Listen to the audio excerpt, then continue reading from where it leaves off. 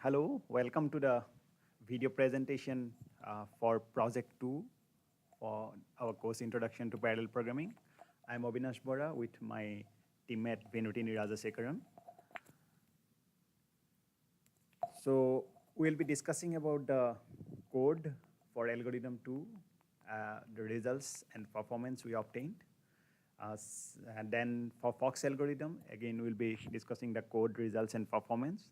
Then we will have a comparison between the MPI implementation, which we did in project 1, and the OpenMP implementation of this project.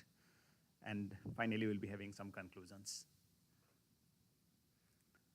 So for matrix multiplication using algorithm 2, here, like we did in the last case, we stored our matrix sizes in an array, and whether the matrix and whenever the matrix size was divisible by the number of threads used for multiplication, then the multiplication was carried out.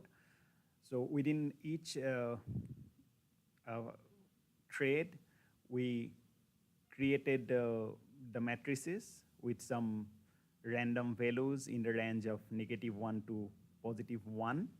And once the matrices were initialized, and another thing, for message passing between the threads for this implementation, we use the shared queue, which is nothing but a two-dimensional array.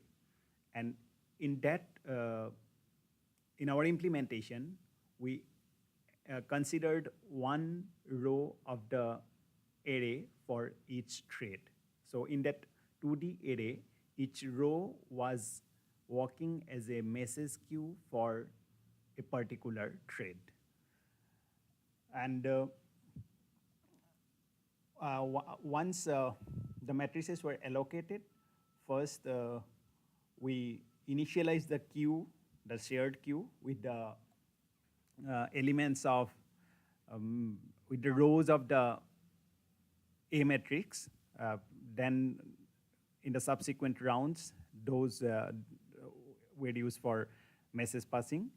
And for the B matrix, there was no inter-process, inter-thread communication. It was using the memcopy function. We allotted the required portion of the matrix to each thread initially.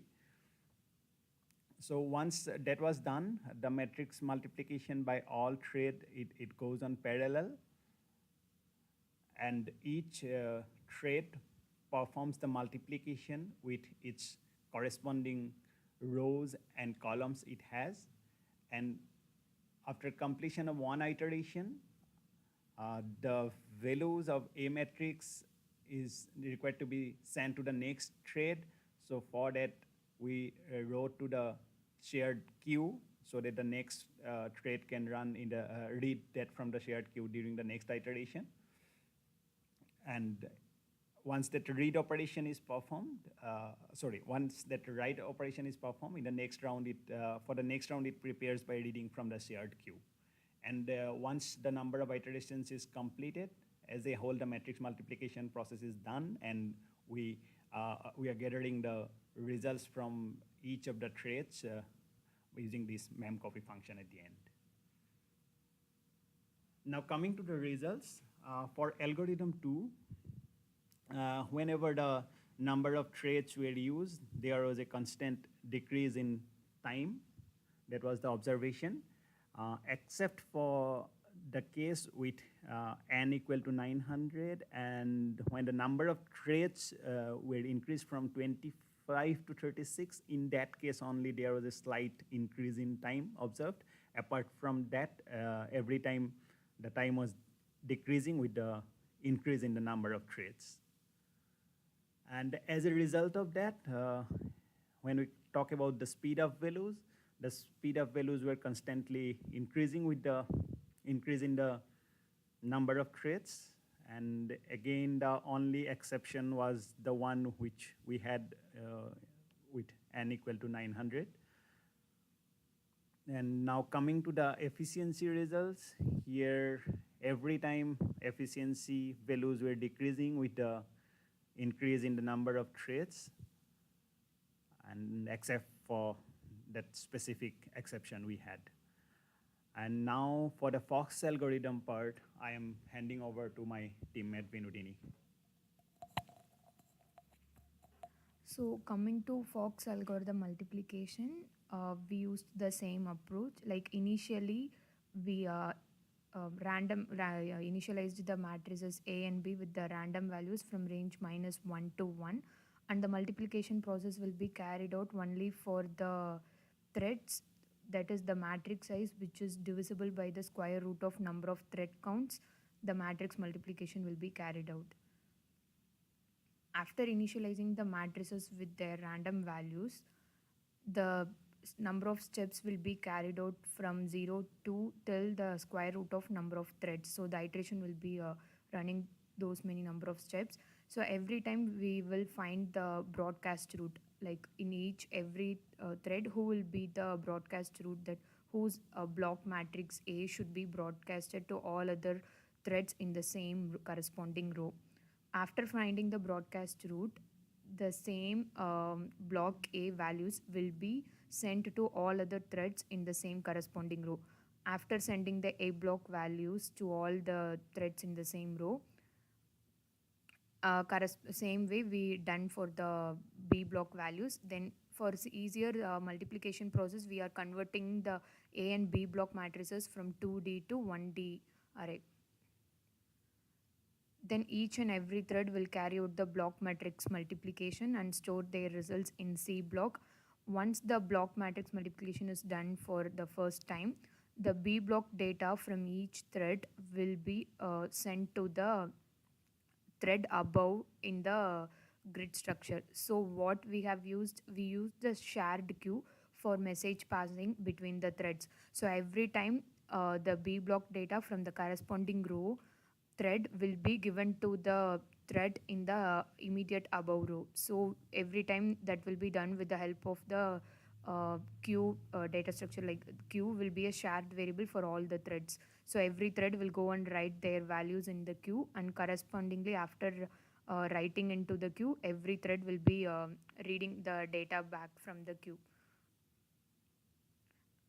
After they do the multiplication process till the square root of number of thread times, finally all the results from C block will be gathered to the final C block matrix, which is a 2D matrix. So that will be the result of our multiplication using Fox algorithm. And we also compared our results with serial multiplication in order to check the correctness of our algorithm, and the results were exactly matching, so the algorithm was working perfectly. Now coming to the results of Fox algorithm, when we look at the execution time, as we increase the number of threads, the execution time taken for doing the matrix multiplication was gradually decreasing, except for certain cases. Like when the matrix size is 100, we observed a slight increase when the number of threads was increased from 16 to 25. The same behavior was observed when the matrix size was 200. But for all other cases, we observed a gradual decrease in the execution time when the number of threads were keep on increasing. So now coming to the speed up results, since the time taken was gradually decreasing, the speed up obtained was increasing when the number of threads were also increasing. Except for the cases we discussed for the execution time, like the exceptional cases, the same exceptions were found in the speed up as well. For all other matrix sizes, the speed up was gradually increasing. Coming to the efficiency results, we were able to observe a gradual decrease in the efficiency when the number of threads were kept on increasing. Almost for every matrix sizes, that was the behavior we observed, like they were almost decreasing when the number of threads were kept on increasing. Yeah, now coming to the comparison of MPI and OpenMP implementation. So, comparing the results of our project 1 with the results we obtained in our project 2 now, the main thing what we could observe here was that The execution time with MPI implementation were less compared to the OpenMP results. So the time taken for MPI was less for all the matrix sizes and for all the number of processes compared with the number of threads here in OpenMP. So coming to the conclusion now. So the reason why the MPI implementation took a lesser time than OpenMP would be the data distribution among the threads in OpenMP and the data transfer in the with in terms of the processes.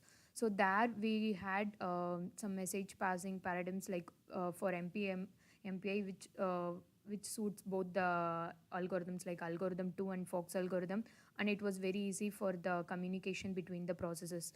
But here in OpenMP, we don't have any such paradigms explicitly defined here. So the communication between threads were taking a little overhead. That's the reason they were the performance by MPA was much better compared to the OpenMP. So for both the algorithms, we are concluding that MPI implementation is better when compared to the OpenMP implementation. Thank you.